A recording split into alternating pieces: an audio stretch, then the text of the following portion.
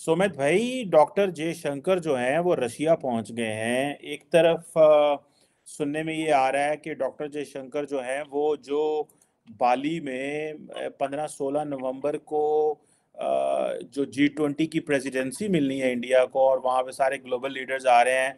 वहाँ पे उसी कमरे में सब बाइडेन भी बैठे होंगे, जयशंकर और क्या नाम है, पुतिन साहब भी बैठे होंगे, मोदी साहब भी बैठे होंगे। तो कोई बैक चैनल वेस्ट के और जो है वो रशिया के कोई ताल्लुकात ठीक करने हम कुछ नेगोशिएट वगैरह बैक चैनल टॉक्स वगैरह कर रहे हैं, वेस्ट और रशिया को पास लाने की कोशिश कर रहे हैं। ये तो बड़ी सम्मान की बात है, हमें ये अपॉर्चुनिटी मिल रही है और दुनिया के पटल पे हम इतने बड़ा हमारा स्टैचर हो गया, वेस्ट और ईस्ट को साथ ला रहे हैं, उनके बीच ब्रिज बन रहे हैं।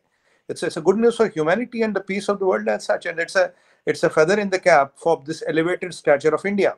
है रशिया के प्रेसिडेंट पुतिन ने एक नहीं दो नहीं बल्कि बहुत बार इंडिया की तारीफ की है। अभी रिसेंटली रशिया के यूनिटी डे पर भी पुतिन ने बहुत ज़्यादा तारीफ की है इंडियंस की, कि इंडियन बहुत ज़्यादा एजुकेटेड है, वेल ट्रेंड है, आने वाला फ्यूचर इंडिया के नाम है और इंडिया ने इंटरनल डेवलपमेंट बहुत ज़्यादा की है। चीमा साहब, हमने तो शुरू से कहा ना, पहले दिन से आज भी पीस।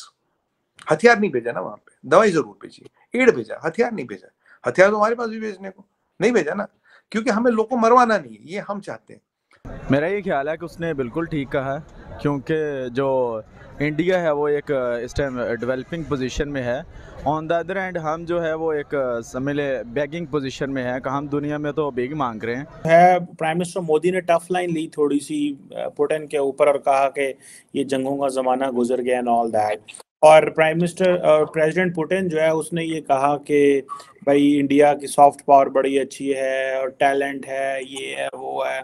और रिसेंटली एक कॉन्फ्रेंस में बड़ी तारीफें शरीफें की इंडिया की। आप क्या समझते हैं, रशिया की क्या वल्नरेबिलिटीज़ हैं दैट जिसकी वजह से वो इंडिया को वो समझता है कि इंडिया के बगैर मेरा गुजारा नहीं है?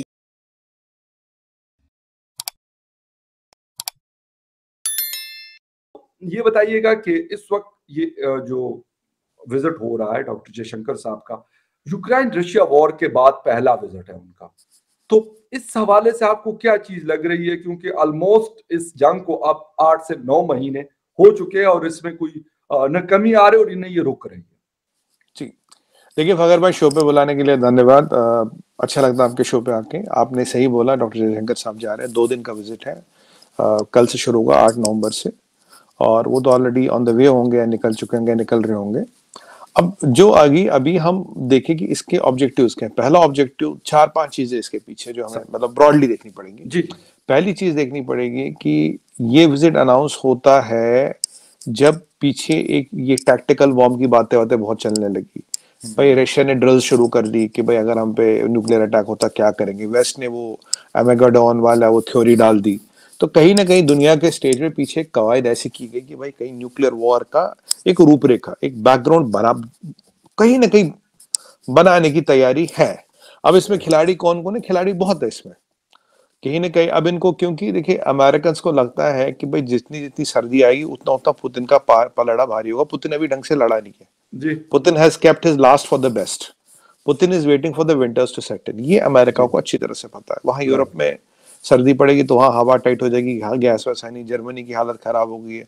जर्मन के चांसलर भी पीछे चाइना पहुंच गए। खुद सोचिए, जर्मनी का चांसलर चाइना पहुंचना, बिल्कुल खुद सोचिए। मतलब मैं आगे क्या बोलूं। किस्म की डेवलपमेंट। हाँ, बिल्कुल। मतलब it was kind of, I mean you can imagine the kind of things which are happening in Germany. जो मैं हमेशा कह रहा था कि इनकी हालत बहुत खराब है, ये भी भागते नजर आएंगे कुछ दिनों में। राइट। अब चीमा, अब सर ये फखर भाई ये वहां पहुंचते हैं तो तभी आपको याद होगा राजनाथ सिंह जी ने भी बात की थी रशिया, जब ये न्यूक्लियर की बात हुई।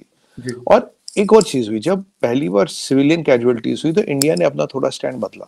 हमने कहा देखिए हाउ सिविलियन कैजुअलिटीज के खिलाफ है, चाहे वो इस तरफ हो उस तरफ हो, कहीं भी हो। अगर रशिया से यूक्रेन में होती है या यूक्रेन से रशिया में, दोनों का इक्वल टर्म्स में विरोध करते हैं। जंग में सिविलियन कैजुअलिटीज नहीं होनी चाहिए। तो पॉइंट नंबर 2। पॉइंट नंबर 3 क्या हो रही, हर साल देखिए एक इंडिया और रशिया का समिट होता है।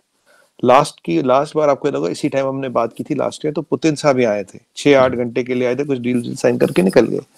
आपकी बार समिट का टाइम आ गया, पर अभी इस पे कोई हरकत नहीं है, कोई न्यूज नहीं है। टाइम यही टाइम है अराउंड। तो कायदे से आपकी बार prime minister Modi has to travel to UK, sorry for Russia for this.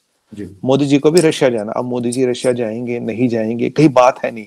अगर मोदी जी जाएंगे तो एक उसके पीछे पहले डॉक्टर जयशंकर साहब जो बिल्कुल जो लास्ट तैयारियां है, देखिए डॉक्टर जयशंकर अकेले तो जाते नहीं, उनके साथ पूरा एक पूरी टीम टीम जाता है, होती है। डेलीगेशन जाता है। जी बिल्कुल। तो वो वहाँ पुतिन साहब और मोदी साहब से के मिलने की तैयारी करेंगे, होगा नहीं होगा उसकी पूरा ग्राउंड वर्क करके आएंगे। क्या समझते हैं, रशिया जो है, प्राइम मिनिस्टर मोदी ने टफ लाइन ली थोड़ी सी पुतिन के ऊपर और कहा कि ये जंगों का जमाना गुजर गया एंड ऑल दैट, और प्राइम मिनिस्टर प्रेसिडेंट पुतिन जो है उसने ये कहा कि भाई इंडिया की सॉफ्ट पावर बड़ी अच्छी है और टैलेंट है, ये है वो है, और रिसेंटली एक कॉन्फ्रेंस में बड़ी तारीफें शरीफी की इंडिया की।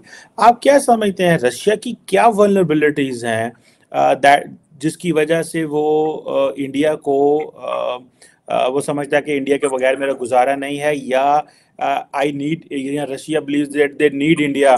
क्या सिर्फ तेल है, या कि आप समझते हैं कि they don't want to lose their traditional partner as well? देखिए चीमा साहब, ये सवाल आपने बहुत बेहतरीन किया, क्योंकि ये प्यार है, एतबार है, भरोसा है, दोस्ती है और टाइम टेस्टेड फ्रेंडशिप है। ये देखिए, हर चीज को ना हम पैसे में नहीं देख सकते। आजकल हमारी जियोपॉलिटिक्स में टेंडेंसी है हम हर चीज पैसे में देखते हैं। अगर आपका कोई 70 साल से दोस्त है, आप उसको भूलना चाहोगे, छोड़ना चाहोगे? नहीं छोड़ना चाहोगे। वो हमेशा आपके साथ हमेशा खड़ा रहा, हम खड़े रहे। चीमा साहब, मैं कजाकिस्तान गया था एक बार, काफी साल पहले की बात है। वहां मॉल में चल रहा था कजरारे कजरारे तेरे कारे कारे नैना, मैंने आपको बोला भी था ऑफलाइन। मैंने वहां दुकानदारों से पूछा, मैं कहा इंडियन शॉप है? कोई कह रहा नहीं।